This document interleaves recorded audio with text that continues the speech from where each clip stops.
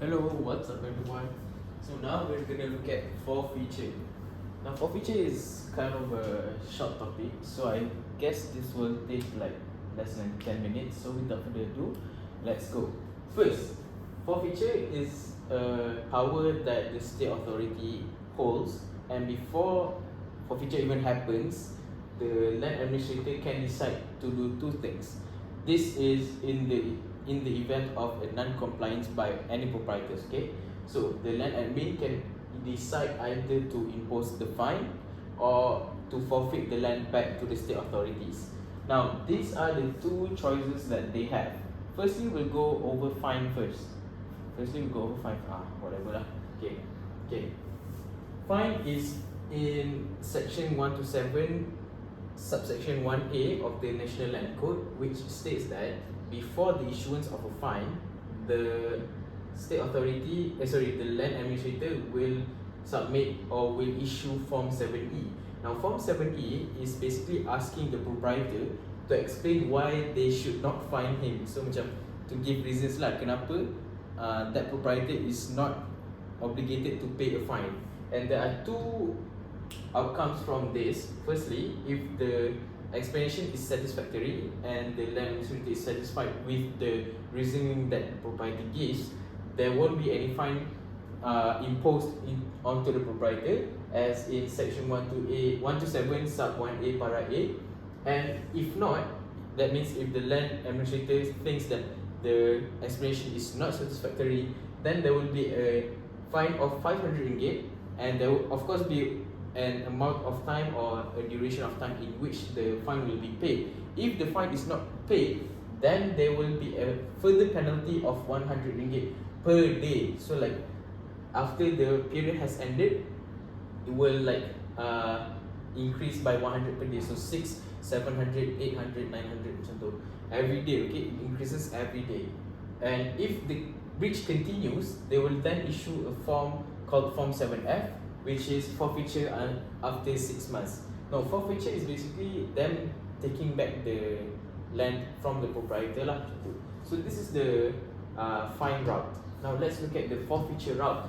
The forfeiture route is outlined in section 1 to 8 of the NLC, in which before everything happens, they will serve Form 7A, which outlines the action that the proprietor has to take to remedy the breach, as well as the time limit, how long the proprietor has to remedy the breach. And Form 7A must first be endorsed at the registered document of titles. If the form is being complied with, if the form is complied with, then the endorsement of the Form of 7A will be cancelled. And basically that is it lah. There won't be any forfeiture. However, if it is not complied with, then we will go to section 129. Now section 129, the whole section is basically about the forfeiture process. Firstly, they will issue Form 9B, which is endorsed on the registered document of titles, stating the date and time for inquiry. Now from this inquiry, two things will happen. Two things might happen. No. One of two things might happen, yes. If the breach is remedied, then the endorsement is then cancelled, so nothing happens after that. However, if the remedy is insufficient, that is to say like the proprietor has only done like 50% of what is obligated for him to do, then an extension will be given by the LA. However, if the state authority asks for temporary possession of the land administrator will grant that request to the state authorities. Now, temporary possession is whereby the state will hold on to the land and remedy any of the breach that the proprietor has made to the proprietors. Later we'll go over that. However, after the extension which is given under number 2 is made, if the remedy is sufficient, they will cancel the endorsement of Form 9B. However, if it's not, the state authority will take possession or forfeit the land. Now notice there are two differences here. There is one difference here, which is between I don't know why I'm studying so much, which is taking possession or forfeit. Now taking possession is basically number 6 here, and forfeiture is basically them taking away perpetually lah.